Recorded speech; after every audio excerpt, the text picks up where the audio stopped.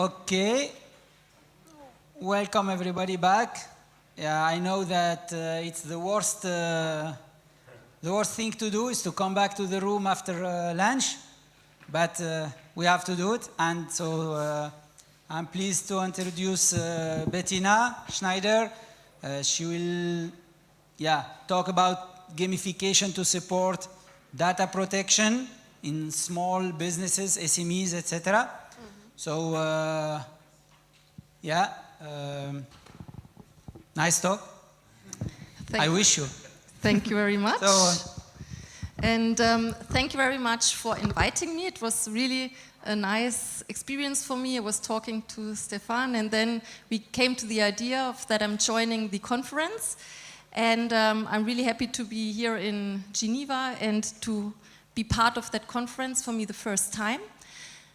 Myself, I'm coming from the School of Business, so it's all about money, School of Business.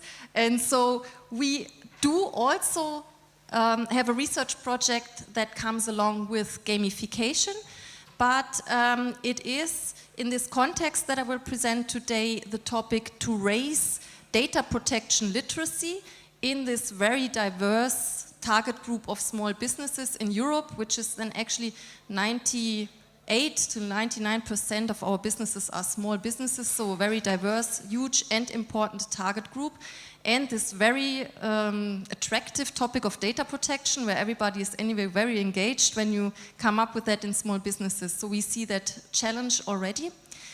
And myself, I am professor at the Competence Center for Cybersecurity and Resilience. And to give you a bit of a background, I have just one slide to introduce where I'm coming from and getting to this topic of data protection. So I've got actually quite strong industry background. So living in Basel, it's all about the pharmaceutical industry.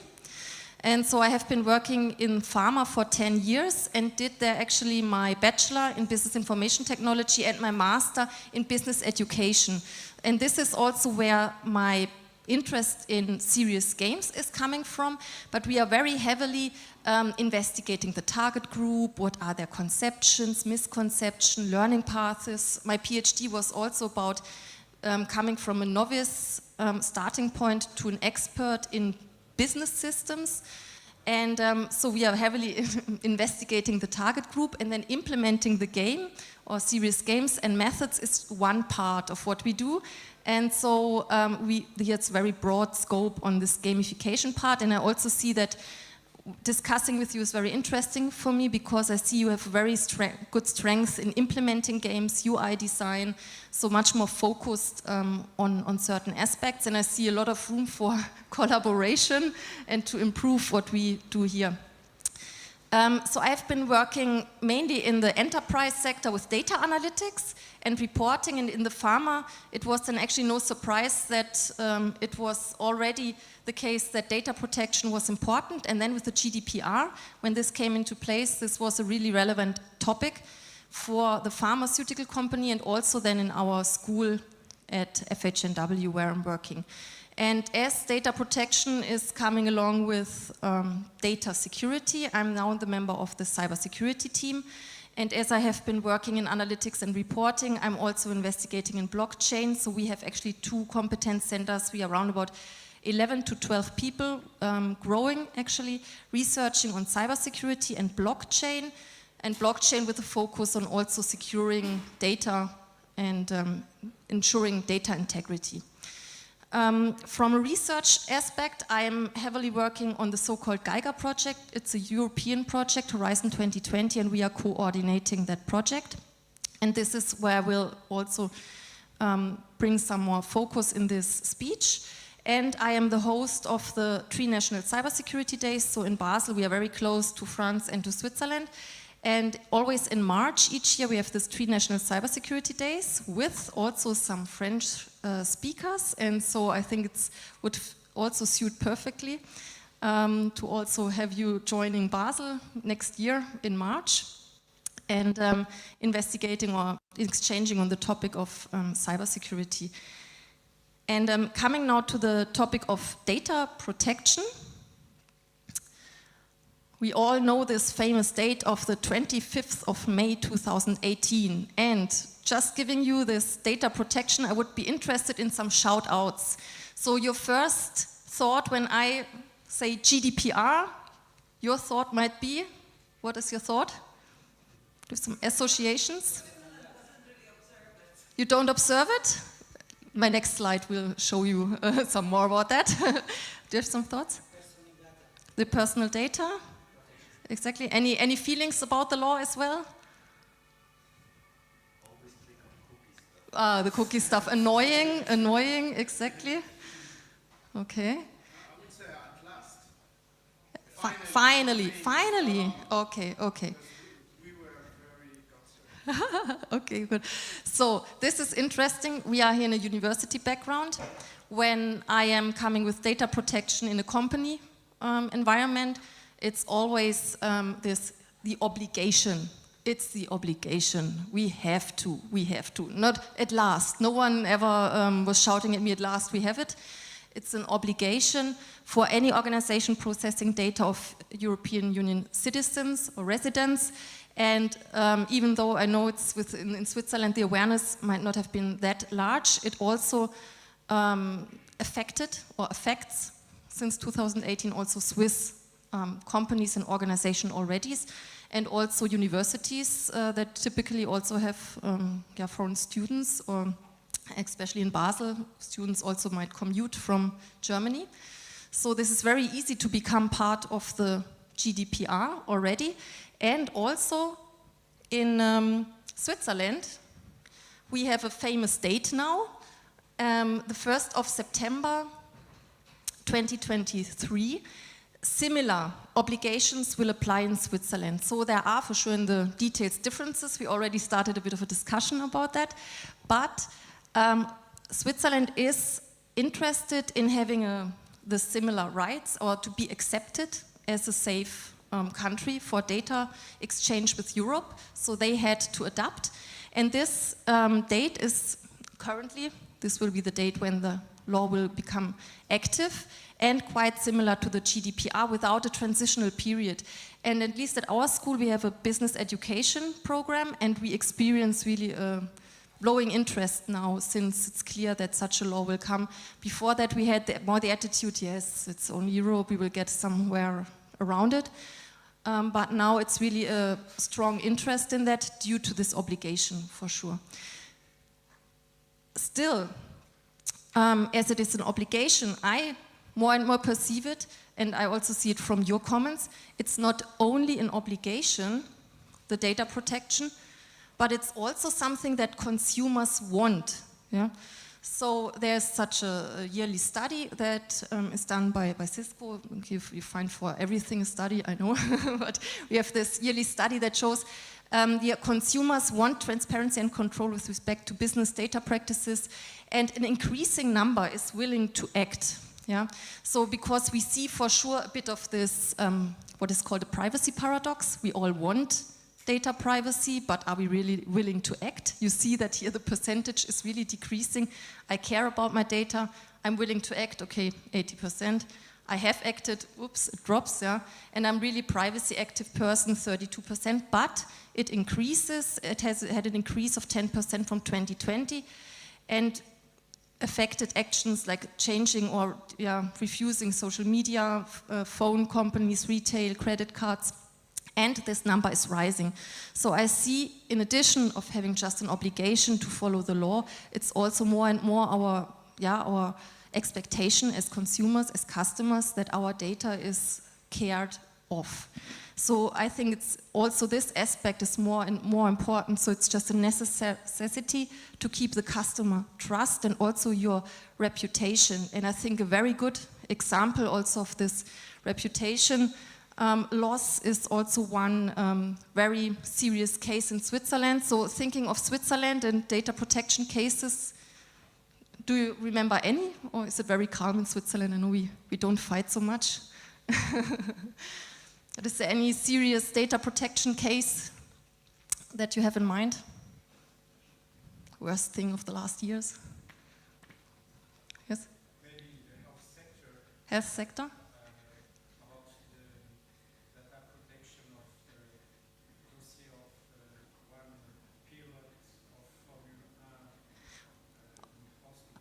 In the hospitals, yes, I will show also later that especially when you have patient data and health data, so there's suddenly no excuse, yeah? So it's very strict, and also our public opinion is very strict. And for me, the most serious case is also in the health sector, but it is actually this foundation, My Vaccines, Stiftung Meine Impfungen, Fondation Mes Vaccins. I don't know if any one of you has your data or your vaccination data registered with this foundation. So it started for sure with this COVID pandemic, that they were collecting with this association data about vaccination.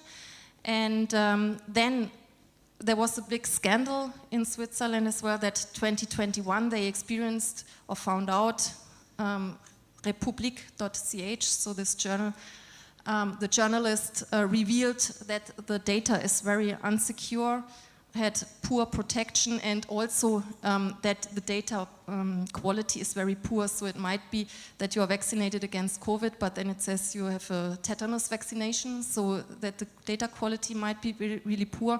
And I think, from my perception, this is the most serious data scandal in Switzerland, and also leading now to a case that they got out of business. Yeah, so trust completely lost, and now they got bankruptcy, and there's a huge discussion what happens with the data now. So if you know someone that has the data with this association, I recommend to you down here this podcast, and to make these people aware that they should maybe refuse of having their data given further to another provider of electronic patient records. So other than that, your data might appear somewhere else. So was there a comment? Yeah, another scandal was this database about all mammography data from all female in Switzerland, which was very easily hackable. You could just add that I'm a doctor.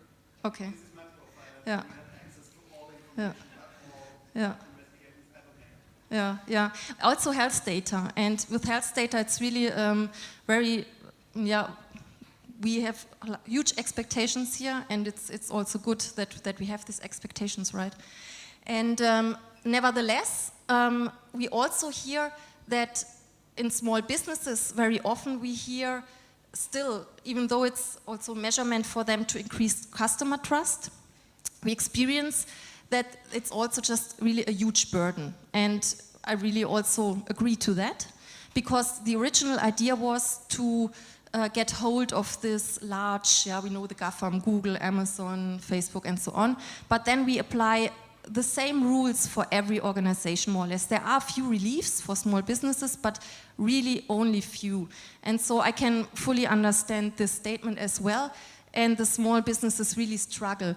So some investigations also show here that small businesses also claim that projects fail due to the GDPR, whereas we always have to be careful. Bitkom is also the association for the IT and telecommunication industry, so every study, we need to look who is presenting that study.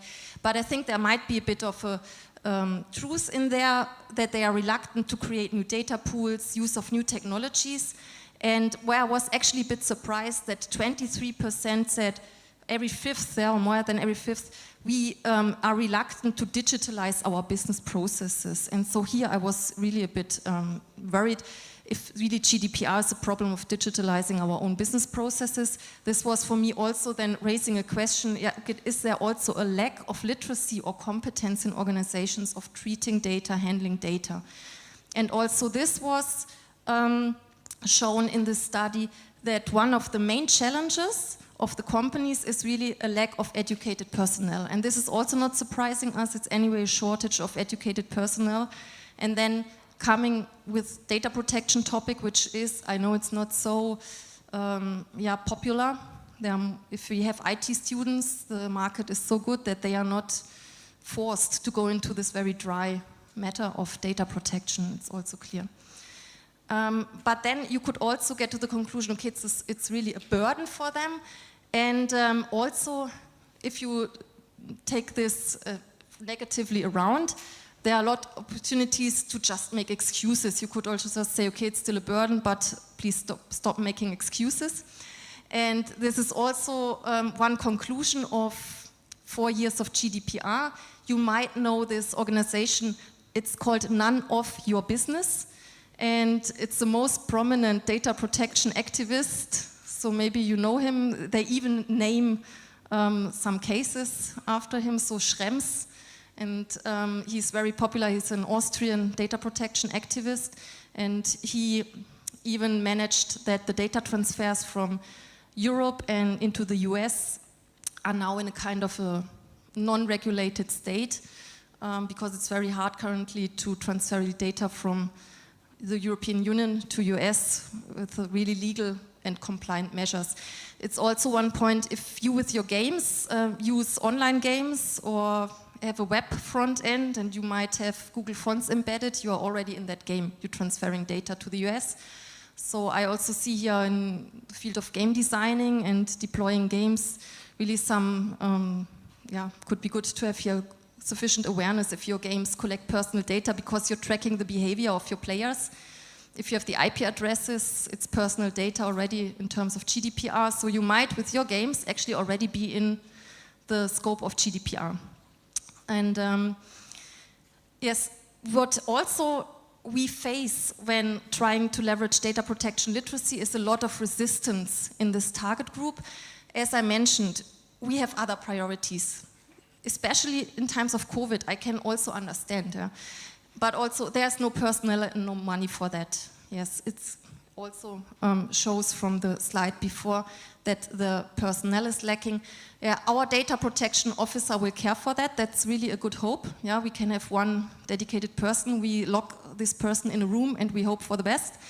But we will also see this is not working for data protection and also not really our understanding, because if we want to have it solved, everybody needs to be involved. So many people work with data, more or less everybody of us works with data. Just consider working in a university with how many personal data we're acting. How much personal data do you have on your laptop or maybe your smartphone? And so it's not sufficient to have just one person dedicated for that.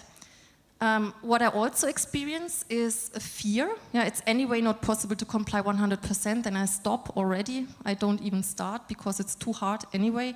Or also very prominent in Switzerland, no one is interested in my data anyway. Always hear that. It's like, yeah, I know it's there, but yes, or we do it later, or it's not. No, our data is not interesting. The law will not be interested if your data is interesting. This is not a category of the law. Never read an article about interest of data. It's really as soon as you have personal data, you're there. And as soon, what I see as a risk, you have an unhappy customer that is willing to invest some effort.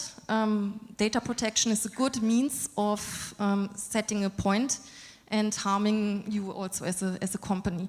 So I don't see it mandatorily as a size or interest of your data. It's a question if there's an individual interested of seeing you as a company suffer because you have a lack of a good relationship with them. This I see personally as a risk, and for every company then as well. And also we see it, what we discuss later with the big data scandals, that despite of just having excuses, it can become really expensive to not comply to the law. Making excuses can become costly.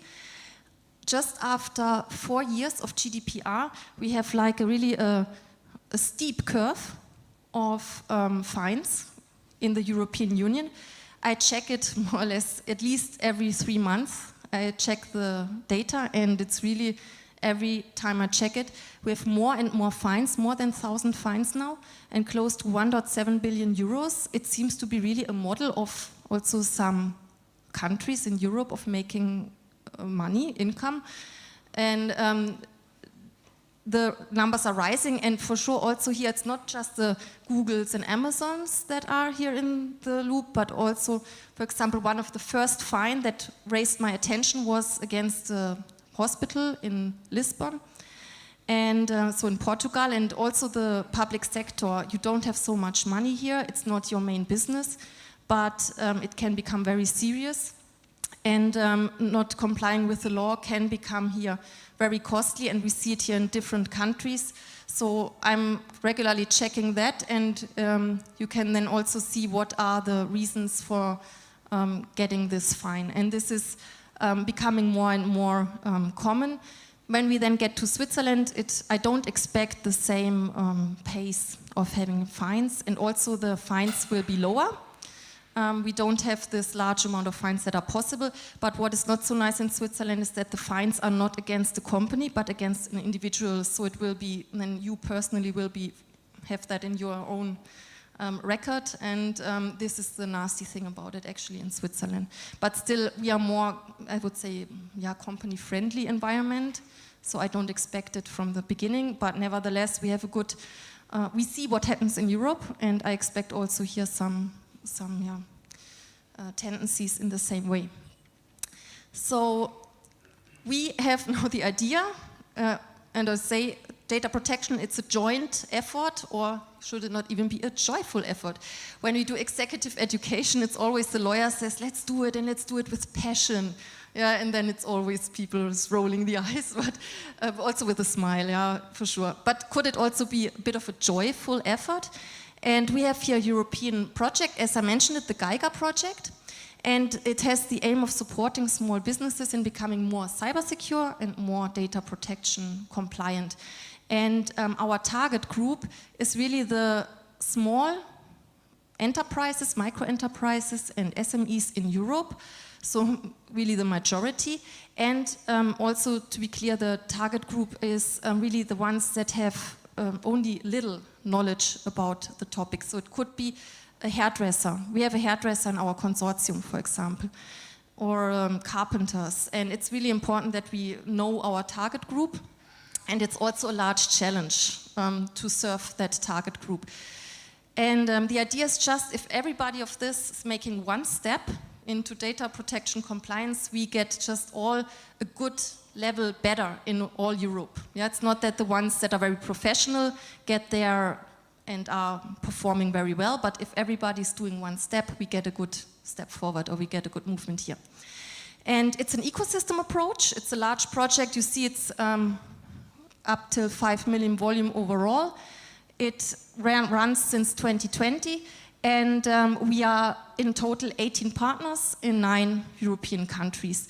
And the idea is that we have a tech solution, which is a Geiger indicator. So it's not making tick, tick, tick, tick, tick if you are in radiation, but it should be as easy that you do a screening of your device, and then it shows green, yellow, red, am I at risk, and provides you with some recommendations. So you see a small nudging approach.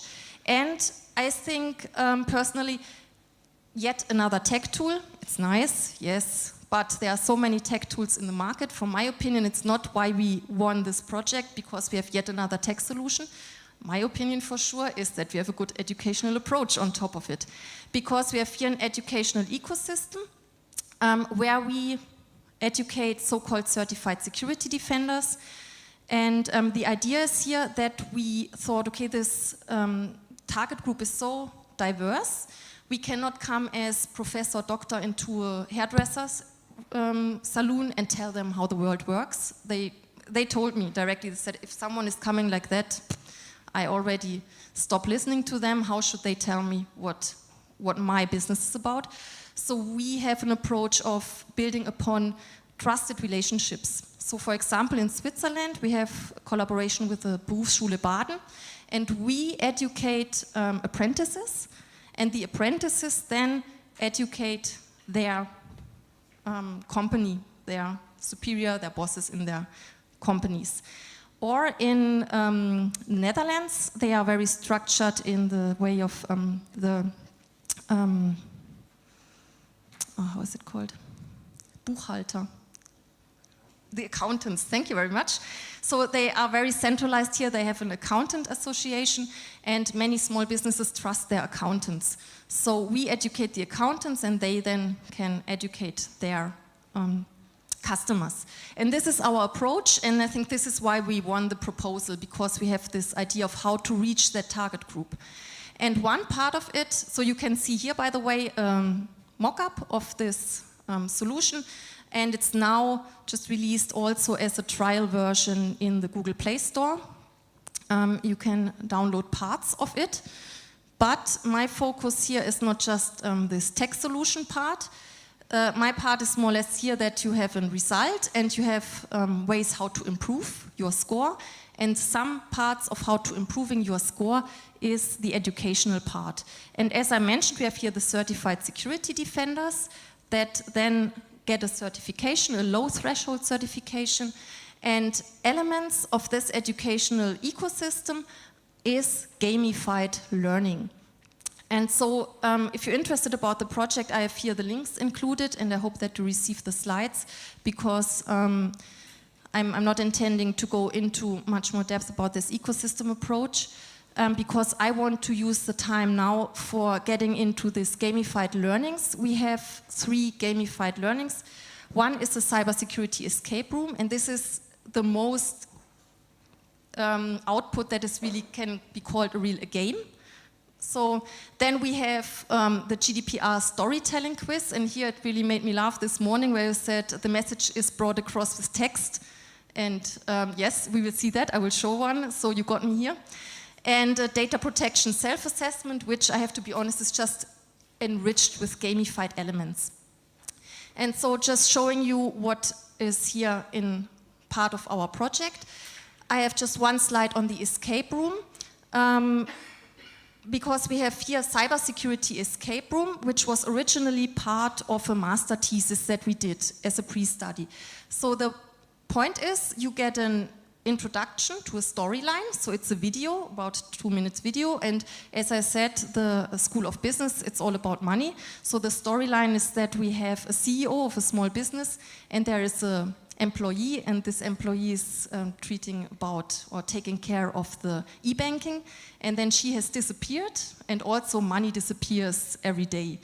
And now you are here to help this CEO to stop these e-banking transactions.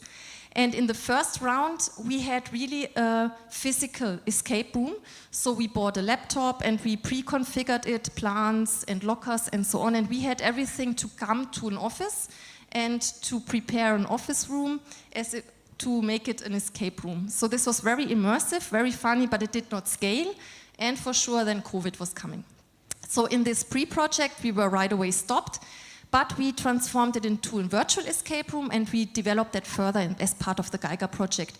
You can see here, it's not grayscale only, but this is a bit how the look and feel is, and it's a click and point adventure escape room. You have 40 minutes playing time, and then important is always then also an assess and reflect session afterwards, and if possible also a celebration afterwards. And this is, I think, a very successful tool. We use it in students' classes. We also use it with pupils that are like 14 to 16, so the apprentices. This is very popular, but with SMEs, we had the experience that 2 things were like creating reluctance. First is, I tell them, yes, we come here and with a pre-preparation and a post-discussion, we need 1.5 hours. And they tell me, yeah, nice idea, but 1.5 hours, sorry, don't do it.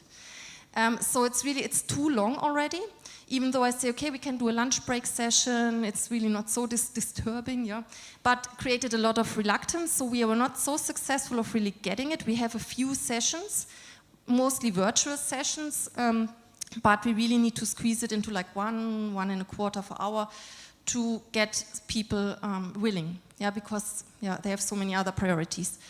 And the other thing is, you can see it here, it's a bit of a comic style, look and feel, and this is also creating a bit of reluctance, that they said, oh, come on, I'm so full with tasks, I'm playing, it's nice if you play, you're from the school, your job is playing all around, nice that you have such a job, I have other duties, and please do it more serious. Really a call for being more serious or more subtle with the gaming elements. This is also a reason why the data protection quiz that I'm now showing is really more serious than a game. But so we maybe try to get there stepwise. So I want to focus a bit more on the GDPR storytelling quiz. So we have this as a second part that I want to show here, that we wanted to create data protection literacy. and to bring this very dry topic to a bit more lively stage. So first thing, coming from this business education background, we did some research on what is data protection literacy, what are the concepts, what do we teach. So I just have here a link to the publication. But we got here to some concepts, and 4 of these concepts we chose for the quiz. And then I think a very good way of bringing data protection to more immersion is the storytelling approach, really embedding it into the context of a small business, of their everyday working environments. There will be soon another publication, so I also included the link here if you're interested. You will also see a bit more about this storytelling and integration. And we have tried to have this aspect of immersion and then the aspect of competition with the quiz questions. And for sure, important to provide description and justifying the answers. So we have 4 base concepts, 1 business context per base concept, 3 stories per base concept, and then a multiple choice question or a drag and drop. And so Tobias, I think here you can see also room for improvement already. This is our visual interface. And we see here, exactly, so you're invited to have then collaborations with me on making that more with music, with video or other things. But you see here we have an example of a small retail store, and we embed that. And this is already, I think, at the high end of what is read as a length of a text. It should not be much longer. So it's really that people lose track right soon. But you see an Italian citizen is traveling and then is coming, wants to buy a hoodie and then gets to a store. And I chose this because the store is in Geneva, yeah, exactly. So we are here in Geneva, and then this customer buys such goods. And then it's just a question, are these personal data, yes or no? Because it was already in a point, am I under GDPR, yes or no? Is it applicable to me, yes or no? And then you choose it, so this is a single choice question, and then you receive an answer with the article here of the GDPR and with a justification for it, and also with some more information along with it. And we also have some questions that are not so actually yes or no, easy to decide in order to create some discussions around of it. And so here we have then of this, as I said, from these 4 concepts, different aspects, the yoga studio as well, then this retail store, so everywhere it's really a small business so that they can identify with that. As conclusions, we can really say we tested this with master classes, and our master students are part-time students and working for small businesses, so this resembles then the target group. We can really say the key point is actually the low threshold. If you have the smallest hurdle, it's really a reason to stop and not to do it at all. So easy web front end without any registration, short texts, it's clear I can really feel with them. I'm also not keen on reading too much. And clear user guidance of how to use it and how to click it. And what we also experience is the modularity is key as well. I did an investigation in Moodle, you can measure it, and in average, 1 person spends 8 minutes on the game, and then the attention is lost. Yeah. And we have also like a dropout quote we had of 20% of people that stopped within 3 minutes, so which indicates that they really lost interest very soon. And also 8 minutes was, to be honest, because I'm really passionate about data protection, not what I expected, but then I needed to think again, yes, this is data protection, it's clear. So rather do a small modules, and we splitted it then up into micro-learnings, just on 1 base concept and few minutes playing time, just 5 minutes, and to really let it flow into your teachings here. Also, I think key point is for sure the reflection, to receive immediate feedback of your answer, the justification for sure, and to nudge them into clicking a link or to investigate further into the topic. And ideally, it's really embedded into a joint learning experience because it should raise discussion. So this is also why we included by purpose questions that leave room for discussion. They are not so easy yes or no, but where you could really argue about it. And then this is where the interesting point is coming to, if you're yes, but. And then you can start discussing. And I also experience, especially for people with an IT background, anyway, the law is a really strange thing because we are used to really receive requirements and one-to-one implement that requirements. And then there is a law that is with the setup has not a yes or no, but we can fight about how do we interpret that law. And a lawyer, for me it's always interesting then to collaborate with lawyers because they say, oh yes, great, this law, and now we can fight who has the right. And this is really also something that we need to experience or that we need to understand from our background as IT people. It's not like an implementation one of requirements. It's really discussion and interpretation of the law and really making use of these different interpretations. And so just as an outlook, now I'm finishing data protection literacy.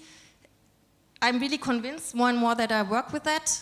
It's needed on a broad scale. It's an essential element of our digital economy. We cannot just really bring this to one person, to one expert, and we all need to be aware how to work with data. And just listening to your talks, I also really saw, okay, for example, implementing new technologies needs from the law a data protection impact assessment. So when we heard from, I think from Fabio, right, with using augmented reality glasses, usually you need a data protection impact assessment, at least as of 1st of September, you will need to have a data protection impact assessment as part of complying with that law. So then I invited you to improve my game, and also I offer for that in exchange to give you a first insight of data protection compliance of your games, so we can do an exchange here. So this would be a mutual collaboration, so I can offer, and I saw really some aspects that also in the games are important to see, and it really needs a broad scale. And effectively leveraging data protection is really still a challenge. You can do nice slides, but really bringing it to life, it's not that easy. And really having the right level of games, not too much exaggerate the gaming element and not having too boring games. It's in practice not that easy. And as an outlook, we really want to more systematically measure the effects of the learning approach. We need to do more of that. It was more now an approach that we tested in the field, but we need more about that systematically. And here you see, I want you also to invite to try it out. So you can scan that QR code and you can have access to all of these games. You can test the escape room. You can do this quiz.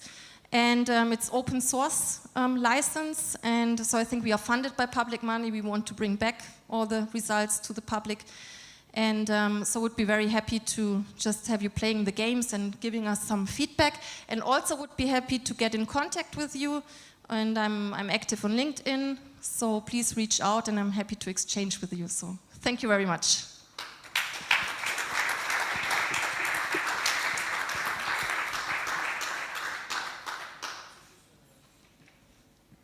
Well, thank you so much, Bettina, for this very interesting talk. And if I did invited you, it was clearly about this data protection. This is not really clear in our field. Sometimes it's actually really blur.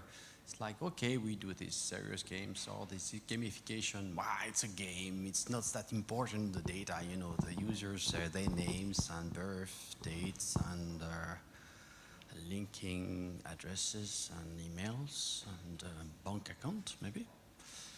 Anyway, questions? Yes.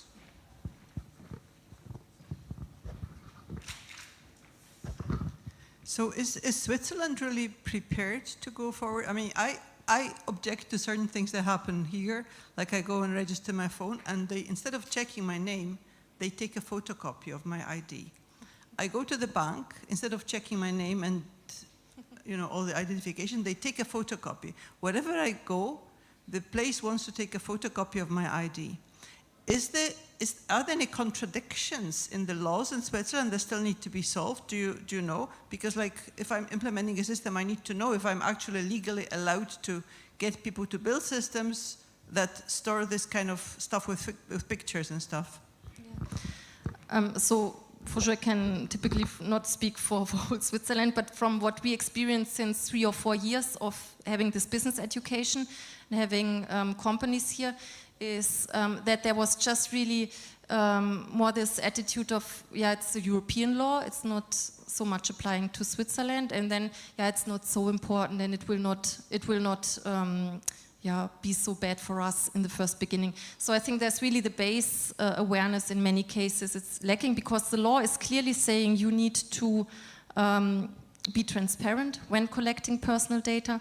So I think that there's really awareness that needs to be increased. And but we see that now, like a steep raising of awareness since this law is announced. And now since then, we really, before that we had problems getting our courses full, said, oh, data protection for the ones that really are interested. But now every course is really fully booked. And so I see, and I will see, the same effect was actually in the European Union. Yeah. Before this May timeline, suddenly a large increase. And I think it will be the same in Switzerland. There will be a slow increase, and then I estimate that in August, September, then we will have a large peak. So we get prepared for that. So I assume that we will have a lot of need there, and just to see that across this deadline and this implementation timeline, that then there will be the most activity. But so far, it's slowly increasing. Yeah.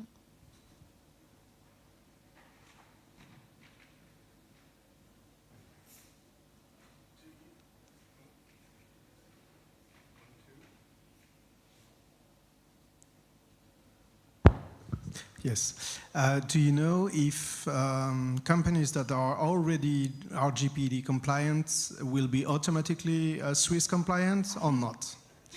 Yes, so I think this leaves a bit of room of also discussions along the lawyers themselves. So I know that in Switzerland we have different opinions from lawyers. So in our business education, we more or less treat it very similarly. Yeah.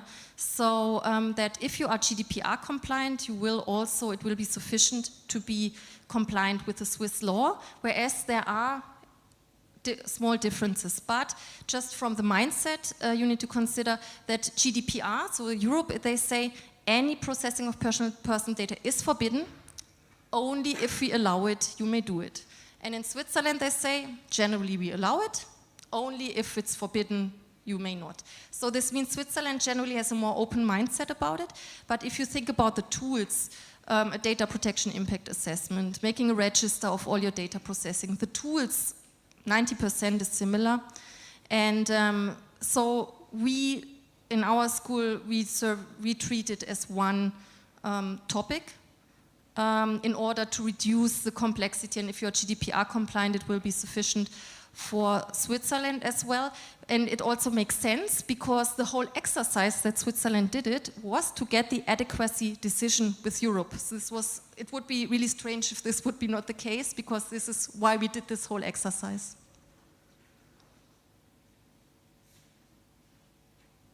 Any other question? I do have some. When we are clicking there, is it secure? For us? You mean if we take personal data and so on?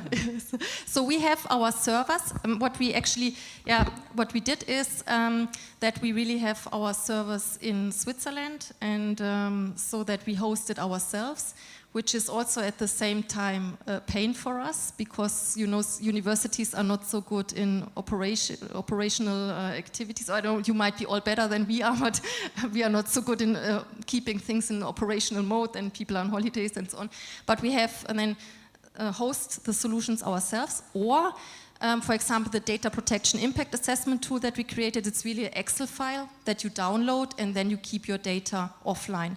So we try to be to minimize the data that we capture.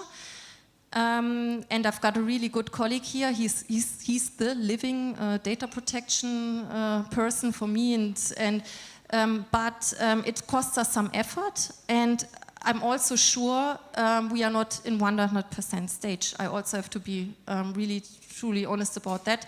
This achieving 100%, if someone tells me I'm 100% compliant, this is the first thing that will catch my attention.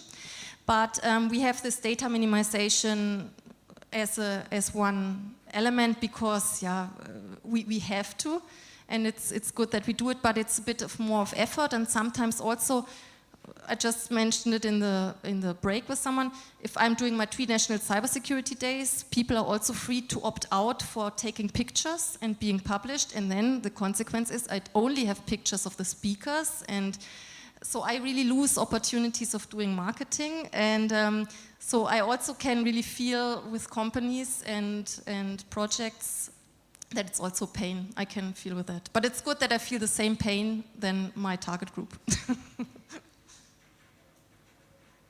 And I do have another question. It's actually, I think you talked about it, threshold.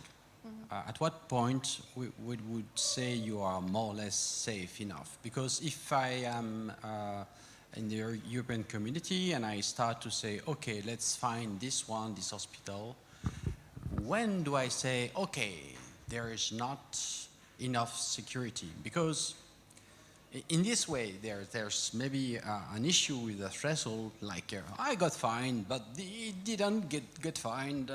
Why me and not him, first of all?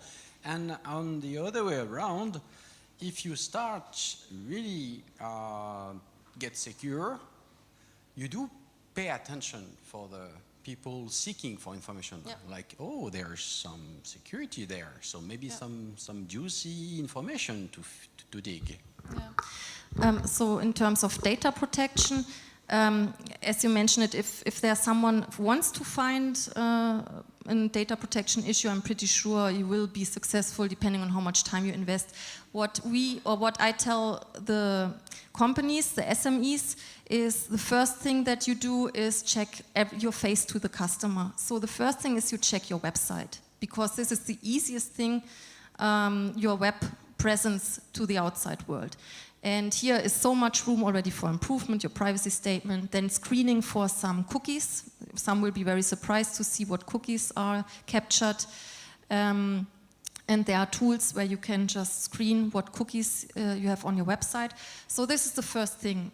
And then I think you just need to take care also, or it's good to be a step ahead of everybody else. So it's really taking one step, and you're already ahead of the large majority.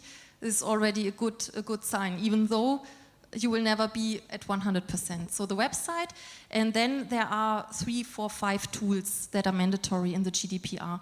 And this Bitkom study, and this Bitkom that I have cited, they have a quite nice paper, and they show there's 4 or 5 things you really need to implement in your company. And if you've got that, I see you really well prepared, even though, as I said, this 100% will, no one reaches that. Think about us all using the emails, how much personal data we have in there.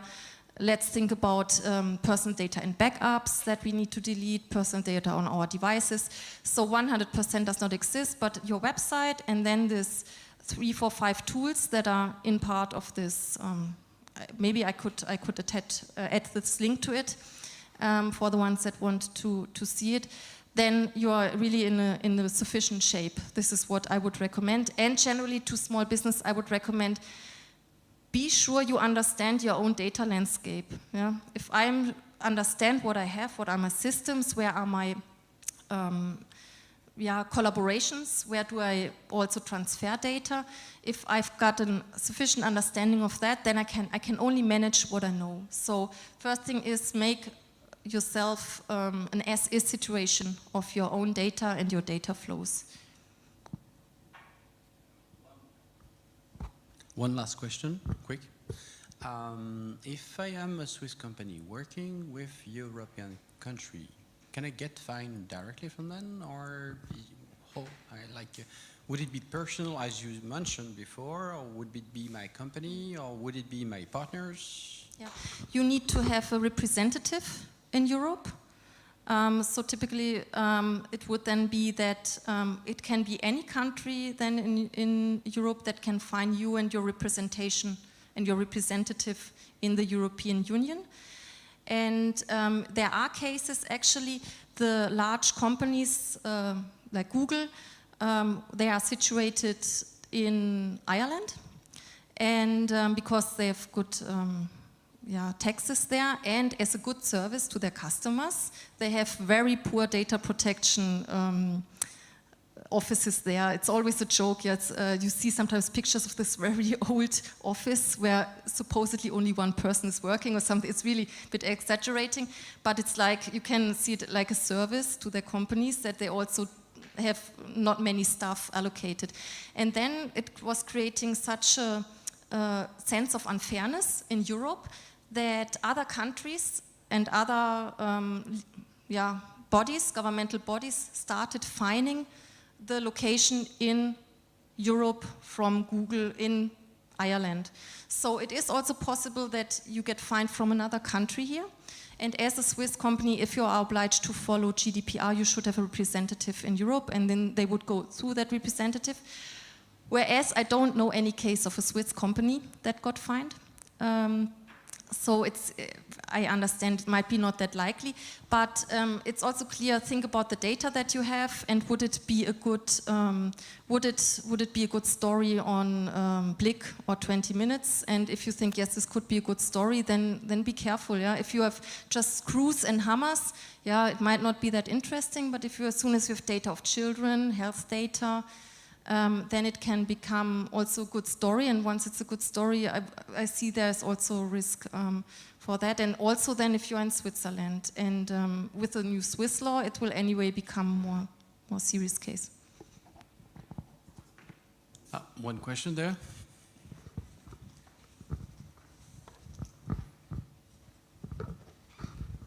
Thank you. It's not a question, maybe a reflection.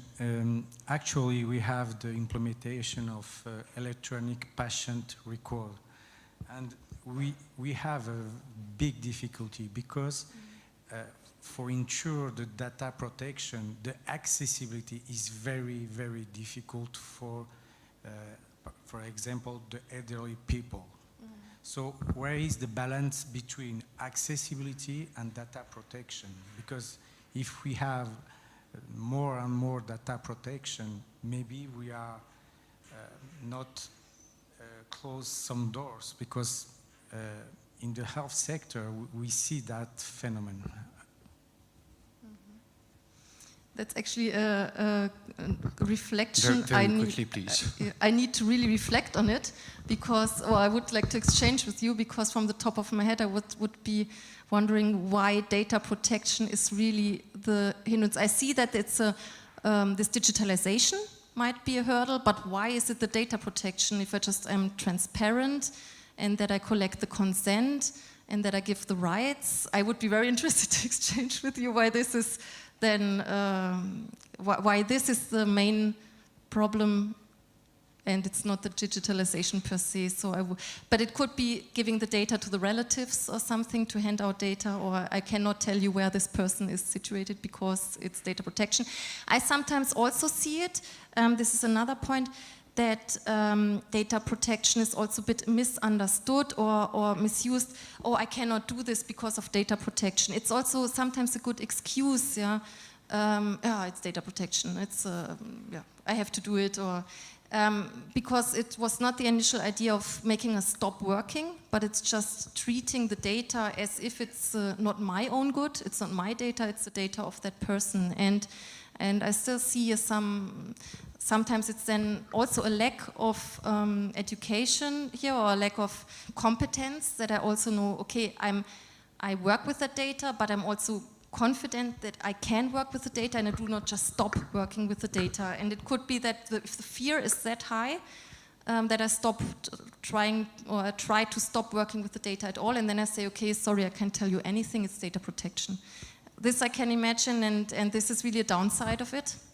And this I could then understand, yeah. And this is why we need would then support my claim that everybody needs to be educated. We cannot just say it's one person in the hospital taking care for that and all the others are afraid of doing something wrong. But everybody needs some competence. And then also to make you really, put you in the position of actively work with the law and not just trying to not work with data at all anymore. Yeah, but Well, that's a good point. Thank you so much, Bettina.